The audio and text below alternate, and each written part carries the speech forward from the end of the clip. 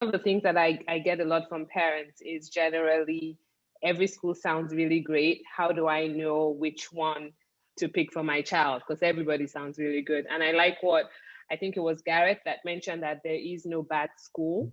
It's a bad choice. So it's really about the right choice for your child. And I'm going to borrow that, Gareth, and that'll be my response to everybody going forward. I have two questions that I've gotten quite regularly over time. And so the first one is, we have something that happens in Nigeria where children can actually skip grades.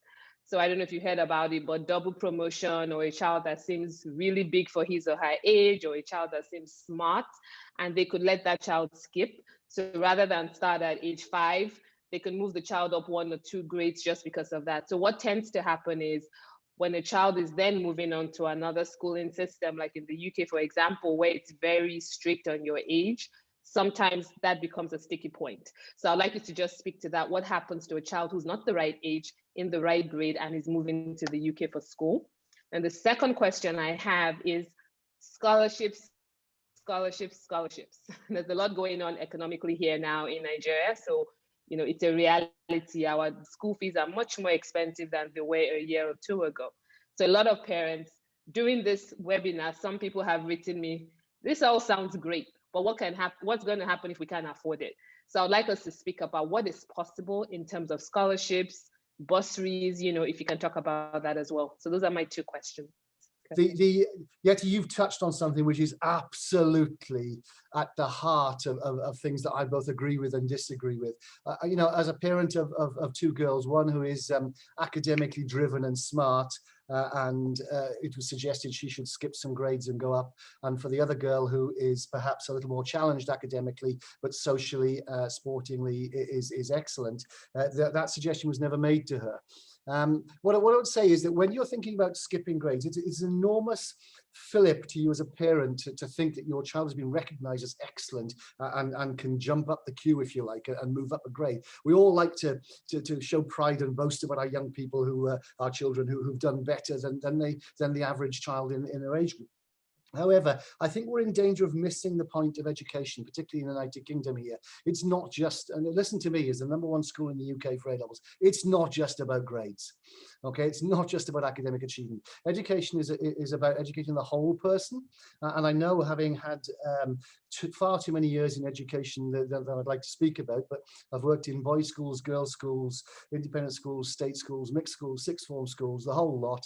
And I would absolutely say that one of the biggest problems I've encountered, both in the UK and internationally, is with students who've been promoted up the year groups, struggling when it comes to social mixing, particularly in the oldest year groups in sixth form, when puberty has either been has come early or has come late, and the student's developmental age is not the same as their academic age. It causes enormous stresses and anxieties on the individual, and the pressure of this puts on students' welfare and mental health is absolutely shocking. And unless you have a young person who is enormously resilient, and bear in mind, we can't predict this resilience when they're promoted at age 9, when they get to age 16 or 17, unless they're enormously resilient, the chances are you are stacking up problems for the future.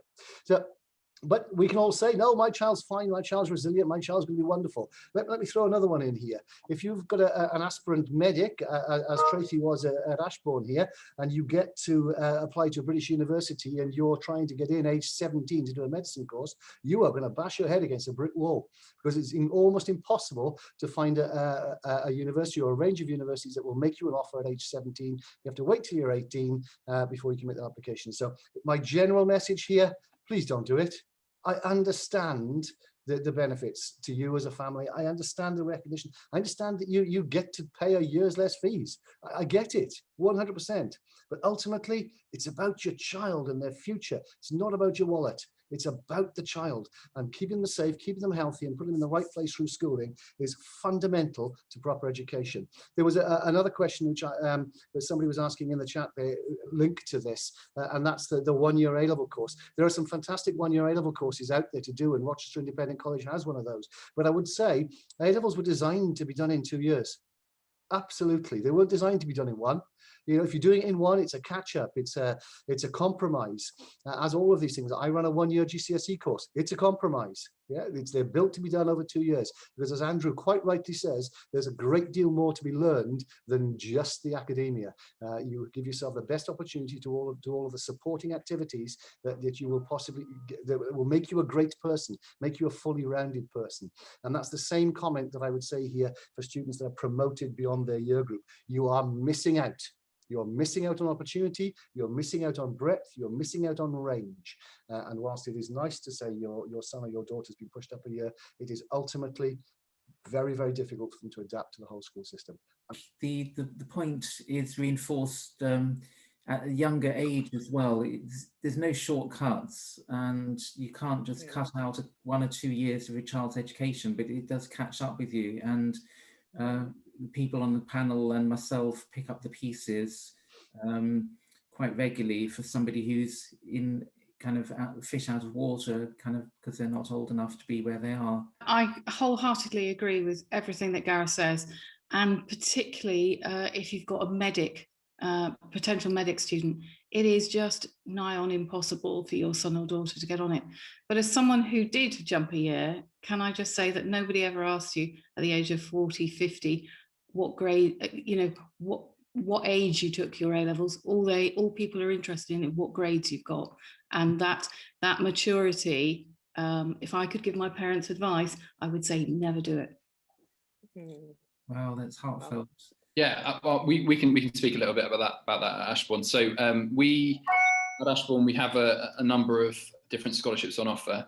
We can offer partial scholarships between 10 and 50% discount on the tuition fees. And these are designed really to find particularly academically able students who are not only going to be on a course to get some fantastic grades, but also contribute to the general ethos of the college and really become an ambassador for Ashbourne.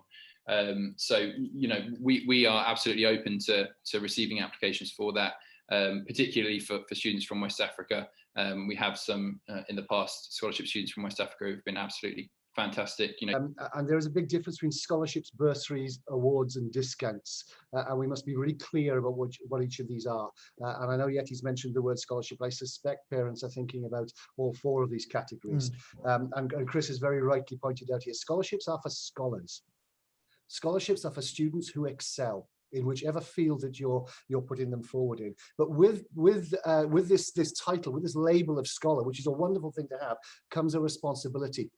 And as parents, we have another responsibility in making sure that we're not over promoting our young people for scholarships in order to gain a discount off school fees, because the pressure on the individual when they arrive is intense. You've elevated them up to the top of their year group, the top of the school potentially, and the pressure on them to perform and survive and to be a scholar is enormous for financial gain. So if you are looking for a scholarship and your child is of scholarship material, fantastic. Be a scholar. Sit the scholarship exams, do the scholarship tests, and be prepared to excel, be prepared to be supported, be prepared to be challenged, and be prepared for a very intense education. If your son or daughter is not scholarship material, do open conversations with institutions about the other categories, about bursaries. Now, a bursary is not about your child. A scholarship is about the merit of your individual child. A bursary is about your ability to pay the fees, and you would be opening your finances out to a school for them to be able to look at how they can support you if you are unable to pay those fees. If it's about fees, make it about yourself as a parent. Don't make it about your child. If you're looking for a discount, be clear. Just say, look, I'm looking for a discount. I don't want to show you my income. I don't want to show you my bank accounts. I don't want to put the pressure on my child. I'm looking for a discount. Will you give me a discount? Or is there an award? Is there an award I can do as being a student from West Africa because you particularly want a West African student, a Nigerian or a Ghanaian, or you want somebody who's going to come in because they come from a particular part of the world? Be honest about these. Scholarships, bursaries, discounts, awards, they are very, very different. And the scholarship is a wonderful, wonderful thing to have. It's a real flag. It's a real bonus for the child to carry it through life if your child is a scholar. And if they're not, I've seen so many students weighed down by the enormous weight of the title scholar, which was not really appropriate for them, but was for about fee discount. So please be honest. There are schools out here who will have that conversation with you, and it's a really, really important distinction. Going back to your earlier question about there are lots of great schools out there, I think it's about the families talking with you, Mark and Yeti, and talking to the schools directly to understand the schools and make the choice that Gareth was talking about earlier. And that's where our role comes in as an educational consultant. We kind of bridge the gap between the parent and the Absolutely. school and have those kind of conversations as well.